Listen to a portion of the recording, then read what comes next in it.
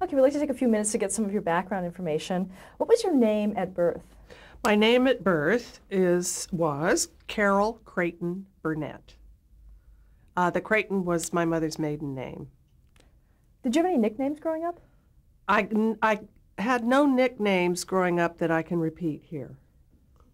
When were you born? I was born April 26, 1933. Happy belated birthday. Thank you. Where were you born? I was born in San Antonio, Texas. Is that where you grew up?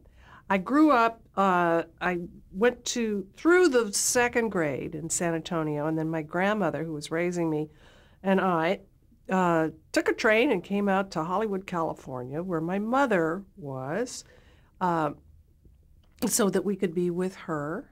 She and my dad had divorced. And so I grew up a block north of Hollywood Boulevard, but really a million miles from Hollywood, you know. And that was my neighborhood. Were you interested in the movies and Hollywood per se at the time?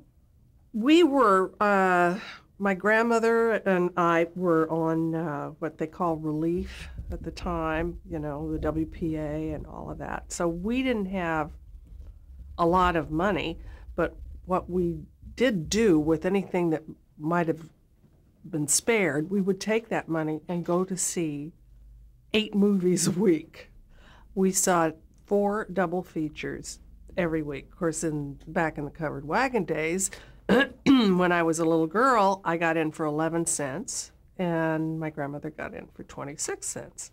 So that's that was when and also we'd get there before the prices would go up. So we'd always go before 1 o'clock in the afternoon on a weekend, or 6 o'clock in the evening during the week. Otherwise, the prices would go up, and we'd have to wait. Did you have any favorites?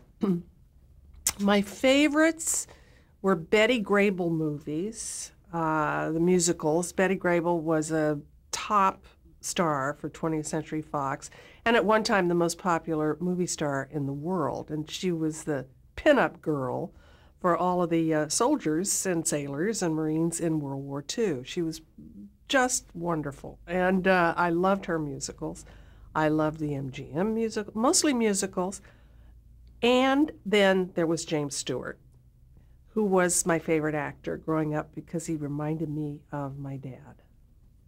And the neat thing is that years later, I got to know Jimmy Stewart and his wife very well. They were very good friends. And Betty Grable was a guest on my television show, which blew my mind, you know, to have my idol to be a guest on our show. When you were watching those films, did you have any inkling that you wanted to go into entertainment at the time? I had no inkling that I was going to be an entertainer until I went to college, really. I wanted to write. My mom always, she was a writer. She wanted to interview movie stars and write about them, and she did do a few freelance articles, and so she interviewed Rita Hayworth, and who was a screen goddess at the time, and Bob Hope, and people like that, but she never really got a steady job. But I liked to write, and I was the editor of my junior high and Hollywood high school newspaper, and also I thought I would be a cartoonist, and I would write my own cartoon strip. So that's what I did. I thought I was going to be. And then I went to UCLA and majored in theater arts English because then I could take the playwriting courses. But when you major in theater arts, you have to, as a freshman, take everything that they offer. You have to be in a scenery class, you have to be in a costume class, you have to take lighting, sound, and acting. And I was scared to death to get up there, and then I did a scene with one of the guys in class that was a comedy scene, and I got laughs, and I felt wonderful. I felt something that I had never felt before, even when I was cartooning or writing or doing a lot of other things. It was this freedom. And I think maybe when I was growing up, my girlfriend and I, Isla Mae was her name, when we would see Betty Grable movies or Tarzan and Jane or so forth, the neighborhood kids, we would all get together and reenact those movies. But all of us did that. So that was part of growing up. And then we'd go roller skate down the street, But so that was really the only time I'd ever performed. But it was, coming, well, okay, we just saw a movie, let's go pretend we're those people. But to really actually get up and do something, it wasn't until college. And then the bug bit. Were you considered funny as a child? I don't know if I was funny as a child. I was pretty much of a nerd. I was a good student and pretty quiet in class, and I did my homework and got good grades. And I remember when I did start to get on television for the first time, I would get letters from kids I'd gone to school with, and they said, "We can't believe that was you." So probably I wasn't that funny as a kid, or I was quiet, kind of shy. Did you sing as a child? I would sing as a child with my mother and my grandmother in the kitchen. Mama played the ukulele, and we'd do old tunes and standards and stuff, and I would do the lead and they would do the harmonies, but not too performing wise. It was just, just kind of harmonizing and stuff. So when I was at UCLA and had done this comedy scene, one of the students approached me from the music department, and he said, "Can you carry a tune?" And I said, "Yeah, I can carry a tune." So they were doing a scene from South Pacific, and they cast me as one of the nurses in the moment when Nellie Forbush sings, "I'm going to wash that man right out of my hair." So I was singing with all the others, and I got real loud. So he came up to me, he said, "Would you do a scene with me from Guys and Dolls, and would you sing Adelaide's Lament," which was the song that Vivian Blaine introduced in the original. And I said, "A sing alone, a solo?" And he said, "Yeah, you don't have to sound good because in this song she has a cold." So I figured, oh, okay, I can do that, because then, if I hit a clam or a wrong note or something with the throat wrong, I could blame it on the fact that this character has a cold. So that was the first song I ever sang. Then I thought, that's really what I want to do, is musical comedy. So it all just kind of happened. Did you know how to read music? I still don't know how to read music. I can, on our show, I would get a script and I would have the lyrics on the page, and then I would make little squigglies on everything. Does it go up here? I'd make a little arrow going up here, down, and I had my own hieroglyphics that was my music, and I could read that very well. And I would just listen, and I have a good ear, so it was simple to do. Do you remember the first time you saw television? First time I saw television was, we had a TV set. My mother lived across the hall from my grandmother and me in the same building. And Mama got a TV set, a little black and white, about that big. And she would watch, there was a guy named Corla Pandit, who wore a turban and had a jewel in the turban and these very sexy Omar Sharif eyes.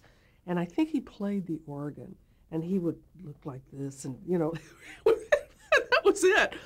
And then there was another one called the Continental, where the man would talk to the camera, and he would make love to the camera as if you were on the other end of this. I think Christopher Walken did a takeoff on that character on Saturday Night Live a few times. And so Mama would sit there and, have a drink or two with the Continental. So those are the first things I remember. Did you ever imagine yourself being on television? I never imagined that I would be on television. My goal was the Broadway stage and nothing else. And I got a chance to go to New York, which was rather out of the blue. I had gotten into this musical comedy class at UCLA, and we would get graded on our scenes at the end of the semester. And so the professor invited the 9 of us, there were 9 of us in the class, down to a party in San Diego. And he said, "You'll be the entertainment." It was kind of a black tie thing with a dinner dance. And he said, "You guys can be the entertainment. Come to the party, and I'll grade you there." So we all drove down, got down there, and I did a scene from Annie Get Your Gun. And so afterwards, I was at the hors d'oeuvre table, and I'm putting hors d'oeuvres in my purse to take home to my grandmother and my mother. And somebody taps me on the shoulder, and I thought, I'm busted, you know. And it was a gentleman and his wife, and they said they really liked the scene a whole lot. And I said, "Thank you very much." And he said, "So what do you want to do with your life?" And I said, "Well, someday I want to go to New York and be on the stage in musical comedy." He says, "Well, why aren't you there now?" And I said, "Well, I can't. I was working part-time at the Iris Theater on Hollywood Boulevard in the box office, making a hot 75 cents an hour on weekends, you know." I said, "It's going to take me a while to save up." He said, "I'll give you the money to go to New York." And I thought, whoa. And his wife says, "No, he means it." And he said, "You be in my office a week from Monday morning at 9 o'clock, and I'll write out a check for you so that you can go to New York." So I went home and borrowed a car to get back down there the following week. And he said, "This is for you to do what you say you want to do. It's a loan. I want you to pay me back, no interest, in 5 years if you are successful." He said, "And there are other stipulations. You never tell my name. And if you are successful, you must promise to help other people out." I said, "Okay." And he gave me a check for $1,000. Now, as I said, we were on relief, and I was making 75 cents. I'd never seen that many zeros in my life. I couldn't believe it. I got home and cashed it, and I showed my grandmother all this cash, and she said, "You can't go to, you know what we could do with all that money?" And I said, "I have to, because that's what he gave it to me for." So I left and went to New York. Quit school my sophomore year, and I'd never been any further east in Texas. And I didn't know a soul in New York. I didn't know, I didn't know enough to be scared. And so my buddies at UCLA gave me a party, and they said, "So what are you going to do when you get to New York? What's going to be your first project?" I said, "I'm going to be in a show, a musical comedy, and it's going to be directed by George Abbott." And then we all went, "Yay, yay, yay." George Abbott was the primo musical comedy director at the time, and had been for many, many years. And he was quite a man. It happened. It happened a few years later, but that was my first show, Once Upon a Mattress, and it was directed by George Abbott. So weird things, but I don't know. I'm just grateful that I was so stupid, that I could just get up and go and think everything was going to be okay. I didn't know enough to be frightened and put up barriers or be cynical at all. And I think the movies had a lot to do. Mickey and Judy, those movies had a lot to do with it, because I was raised in an era when the movies usually had a happy ending, and they were kind of simplistic, and I believed in all of that, and I think that helped me. Did you ever see that couple again? I saw the couple again. Actually, 5 years to the day, I paid him back with a certified check, I also wrote them when I was on the got booked on the Ed Sullivan Show. Never heard from them. And then years later, when I was doing my own show, the wife called me in the office, and she said, we'd love to see you. Do you ever get down this way? And I said, I will make it a point. So my husband and I drove down to San Diego and had lunch with them at their club. He was always very kind of quiet, the gentleman that gave me the money, and we had a lovely lunch. And as we were walking back to our cars, his wife, the Mrs., said to me, he never wanted to take credit for anything. She said there were many times when we would be in a place or you'd be on television and people would be commenting or laughing or something, and he would just sit there and we'd look at each other and smile. And he passed away. But I am still in touch with his wife. Now, how did you fulfill that third promise of helping others? Well, I have, when he said, you must help others out, the third stipulation, I started scholarships at UCLA in musical comedy, another scholarship in acting at Emerson College back east, and then I have a journalism scholarship at the University of Hawaii. And then personally, some other things, when I see somebody maybe needs a break or a chance or whatever, if it isn't necessarily money, it can be a good word for them or write the recommendation for them to get into a particular school or whatever, so I try to do that too. Have you ever done it anonymously, the way it was done for you? I did an anonymous thing once. It was a school. There was a private school that I had been looking into for one of my daughters. This was years ago, and it was terrific. But she didn't want to go to that one. But I thought, this is really a lovely school. So we called up, my husband and I called up some people that run camps in New York for underprivileged children. And we said, send us some information about some of these kids, what are their grades, what kind of a kid is it, and what's the situation at home. And we picked this young man who got C's and B's, but only because he couldn't, he had to work, and so he couldn't really concentrate that hard on his studies. His mother had a bunch of kids. And they were very, very poor. And we sponsored his high school education. And he went to that school and started to get A's. Now, do you remember the first time that you appeared on television? The first time that I appeared on television was, I think I did something out here when I was at UCLA. It was like an amateur thing, but I can't really remember what it was. Excuse me, I got a frog in my throat. But one of the first that really stands out in my mind was Omnibus.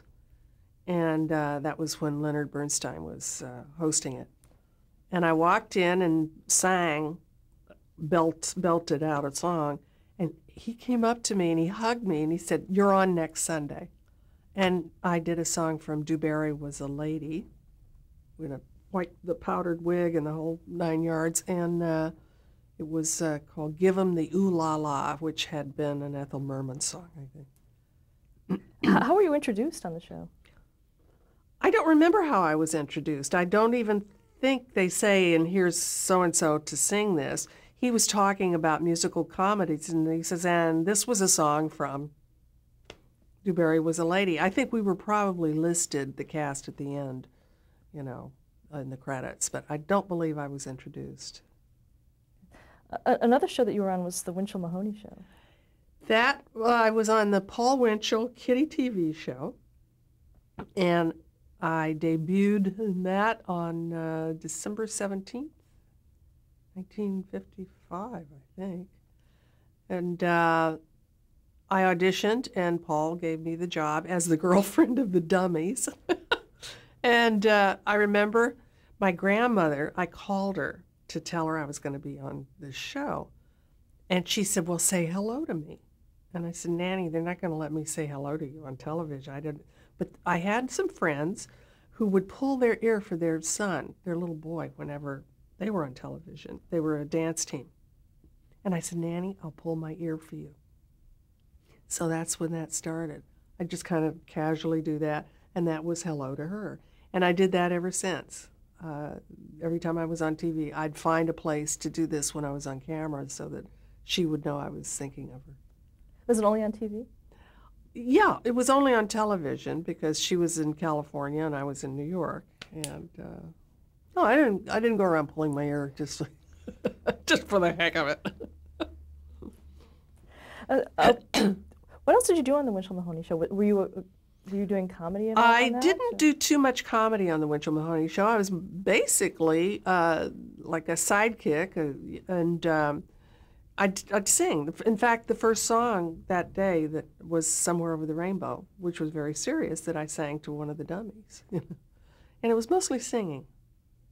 Yeah. How long were you on the show? I was on the show,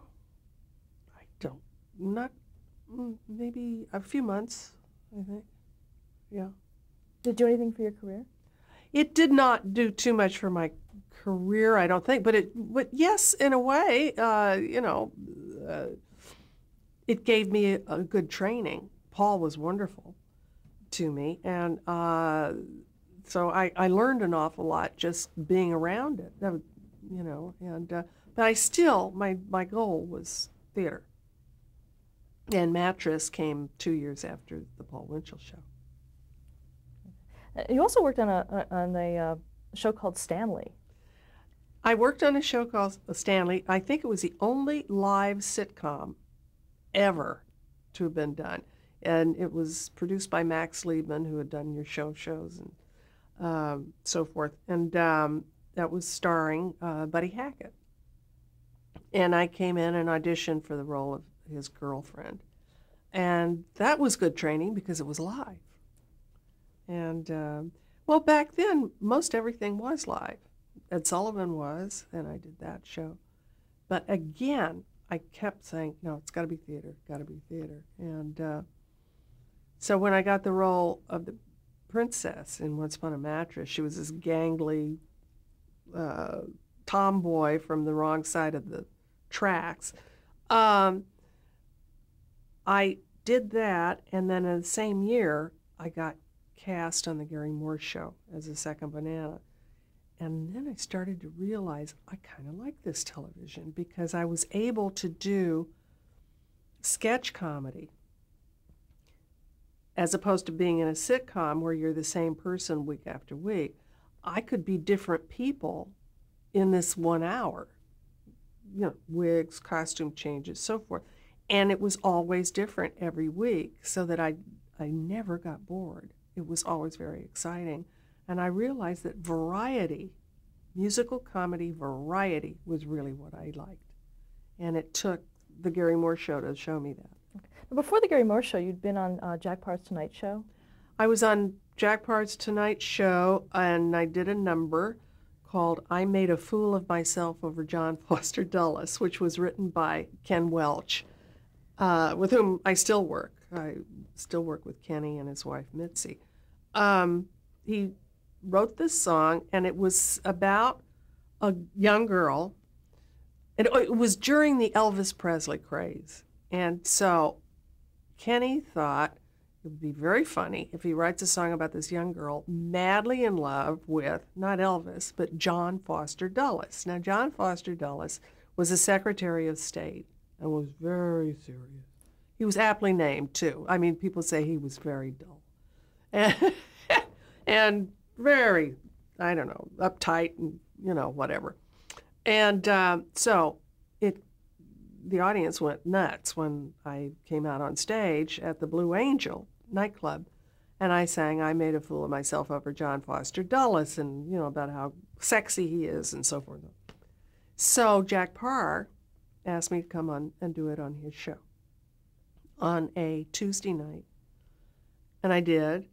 went back to the Blue Angel to finish the second show, and the phones were ringing off the hook. And one of the phone calls was from Mr. Dulles' television advisor, a man named Waters. And he said, "You think you could do it again on the Parr show because Mr. Dulles didn't see it?" I said, "Fine by me." So they booked me again Thursday night. So I went back, did it again, and then Ed Sullivan booked me on Sunday. So I did that song 3 times in 1 week. And the following Sunday, I was at home and I was watching Meet the Press. And Mr. Dulles was on Meet the Press, and all very serious talk about the world situation. And I don't know. Finally, at the end of the show, one of the reporters said, or the interviewers said, "No, Mr. Dulles, before we leave, tell us about what's going on between you and that young girl that sings that song about you." And I'm going, "Oh my God." And he got a twinkle in his eye, and he said, what did he say? "I make it a matter of policy never to discuss matters of the heart in person or on television." And I was so cute. So I thought, wow, he does have a sense of humor. Did you ever meet him? Never met Mr. Dulles, no. We had this long-term, long-distance relationship. You mentioned that it was the Elvis craze, and I guess on the Ed Sullivan show you appeared on the same show that he did. Did you I do it? appeared on Ed's show a few times, and one of the times was when Elvis was on. I think he was in the Army at the time, and so I did get to meet him, and I got an autographed picture from my kid sister, and she still has it. He was very sweet. On to the Gary Moore show, which you started talking about. How exactly did you become a regular in the cast? I had done Gary's show as a guest at one point, and then Martha Ray got sick. She was going to be on the show, and Martha Ray got ill with bronchitis. She was a very funny, wonderful comedian.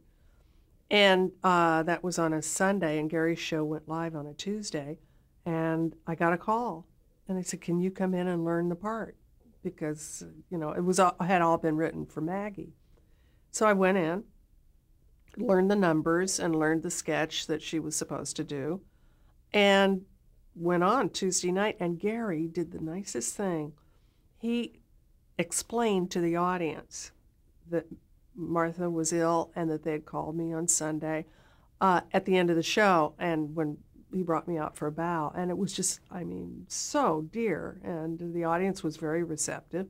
And so the following week, I got a call about possibly being on every week, and that was just great. So I got off unemployment and got all that wonderful experience and a regular paycheck. Let's stop there to change the tape. Okay.